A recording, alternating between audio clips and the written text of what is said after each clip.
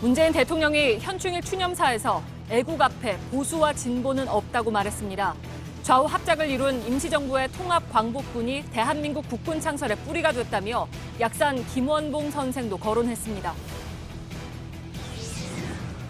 64주년 현충일인 오늘은 친일 경찰이 반민특위를 습격한 지 70년이 되는 날이기도 합니다. 반민특위 청사에 있던 최소 수만 건의 친일파 고발장과 증거들이 70년 전 오늘 어떻게 사라졌는지, 또 반민특위 후손들은 어떻게 살고 있는지 취재했습니다. 문재인 대통령이 오늘 현충일 추념사에서 애국 앞에 보수와 진보는 없다고 강조했습니다. 그러면서 좌우 합작을 이룬 임시정부 광복군의 사례를 들었습니다. 이념 갈등을 뛰어넘자는 취지였는데 대통령이 약산 김원봉 선생을 거론하자 한국당은 반발했습니다. 이서준 기자입니다. 문재인 대통령은 애국 앞에서 이념 대립은 무의미하다고 강조했습니다. 애국 앞에 보수와 진보가 없습니다. 극단에 치우치지 않고 상식의 선 안에서 애국을 생각한다면 우리는 통합된 사회로 발전해 갈 수 있을 것입니다. 기득권에만 매달리는 건 보수든 진보든 진짜 애국이 아니라고도 했습니다. 좌우 통합을 이룬 임시정부 광복군이 광복 후 국군 창설의 뿌리가 됐다며 약산 김원봉 선생을 거론하기도 했습니다. 광복군에는 무정부주의 세력 한국청년전지공작대에 이어 약산 김원복 선생이 이끌던 조선의용대가 편입되어 마침내 민족의 독립운동 역량을 직결했습니다. 정부는 그동안 김원봉 선생에게 서훈을 수여하는 걸 검토했지만 북한 정권에서 고위직을 지낸 경력 때문에 서훈 대상은 되지 못했습니다. 김원봉 선생은 의열단을 조직해 항일 무장 독립투쟁을 이끈 대표적인 독립운동가입니다. 해방 후 친일 경찰의 고문을 받고 월북했으나 6.25 전쟁 뒤 북한 정권에서도 숙청당했습니다. 야당은 김원봉 선생의 경력을 문제 삼으며 문 대통령의 발언이 적절치 않다고 비판했습니다. 자유한국당 전희경 대변인은 6.25 전쟁에서 세운 공훈으로 북한의 훈장까지 받은 김원봉이 졸지에 국군 창설의 뿌리가 됐다고 말했습니다. JTBC 이서준입니다. 예, 이 사람은 일제에 맞서 싸우던 독립운동가를 최소한 수백 명을 잡아서 고문하고 심지어 죽이기까지 한 친일경찰 노덕술입니다. 해방 후에 친일파 청산을 위해서 출범한 반민족 행위특별조사위원회, 즉 반민특위에 체포됐지만 결론은 무죄였습니다. 일제에 군용 항공기를 헌납한 박흥식도 조선 왕족임에도 일본 귀족이 된 이기용도 반민특위에 붙잡혀갔지만 금세 풀려났습니다. 오늘은 64주년 현충일인 동시에 공교롭게도 친일 경찰이 반민특위를 습격한 지 70년이 되는 날입니다. 이승만 정권은 70년 전 오늘 반민특위를 사실상 해체시켰고 이후에 실제로 처벌을 받은 친일파는 단 한 사람도 없었습니다. 우리 현대사를 새로 쓸 수 있는 기회를 일부 정치 세력이 날려버린 날이 바로 70년 전의 오늘입니다. 먼저 강희연 기자입니다. 서울 중구의 한 공사장입니다. 지금은 흔적도 없이 사라졌지만 70년 전엔 반민특위가 있었던 곳입니다. 이곳엔 당시 전국에서 보낸 친일 인사들에 대한 고발장과 또 각종 증거들 최소 수만 건이 모였습니다. 반민특위는 이 증거들을 토대로 친일파를 체포해 나갔습니다. 하지만 70년 전 오늘인 1949년 6월 6일 친일 경찰 수십 명이 이곳을 습격했습니다. 오전 8시 당시 중부경찰서장 윤기병 등 경찰 50여 명이 사무실에 들이닥쳤습니다. 이틀 전 시경 사찰과장 최운하가 친일 행위로 반민특위에 체포된 것에 반발하면서입니다. 질질 끌려 청사 뒷뜰에 가보니 이미 많은 요원들이 두들겨 맞고 무릎이 끌리어 얹혀져 있었다고 합니다. 특위 사무실 내 총무과에는 친일 행적이 담긴 문서들이 쌓여있던 것으로 추정됩니다. 백재호 조사관은 목포에서만 고발장 6천 통이 왔다고 했습니다. 경찰은 이 문서들을 모두 찢거나 불태웠습니다. 이거 없으면은 반민특위는 사실상 기능을 잃고 마는 겁니다.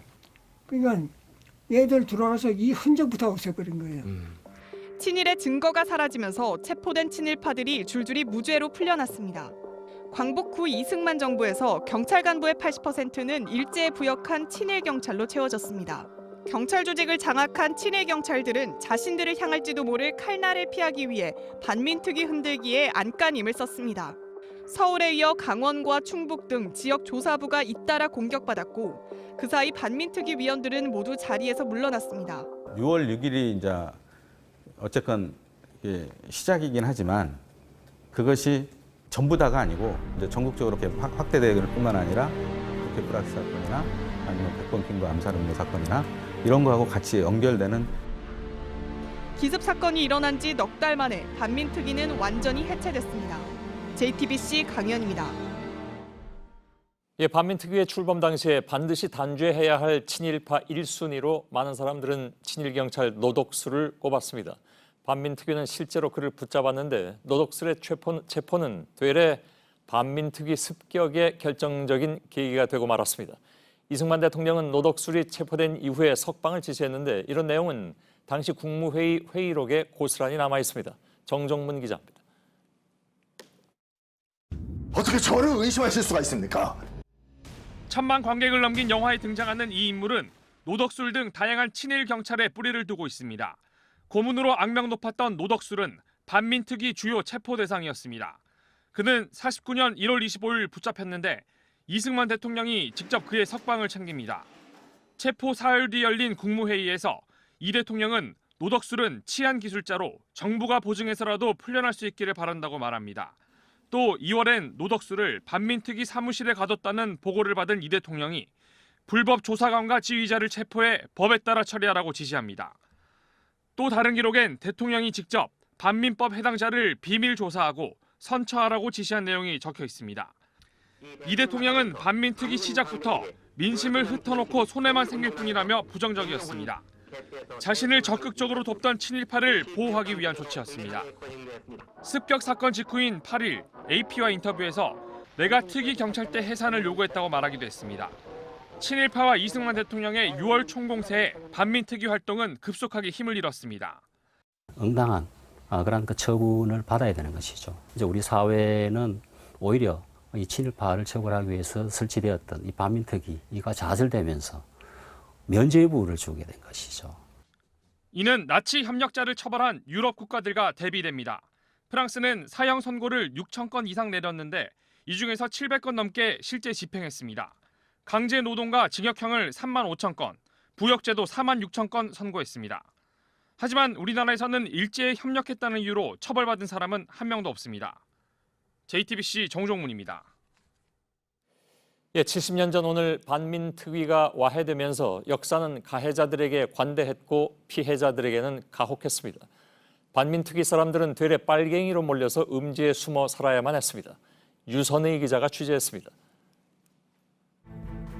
반민특위는 이광우 선생 등 독립운동가 최소 수십 명을 잡아 잔인하게 고문한 친일 경찰 하판락을 체포했습니다. 하지만 하판락은 1년도 안 돼 풀려났고 재산도 크게 모아 정계까지 진출했습니다. 반면 이광우 선생은 고문 후유증으로 불편한 몸을 이끌고 숨어 살았습니다. 차마 내가 독립운동했다는 이야기를 누구에게도 하지를 못하는 거예요. 하면은 바보 같은 놈아.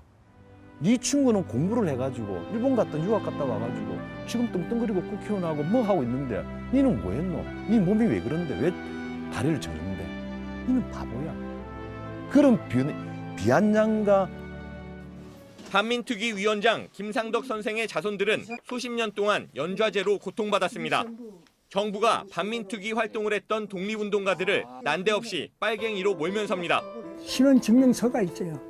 관에서 발급하는. 그 당시 그게 반드시 있어야만 취직이 가능했어요. 이게 안 된다는 거예요. 왜 그러냐 했더니 연좌제에 걸려 있어요. 내가 그걸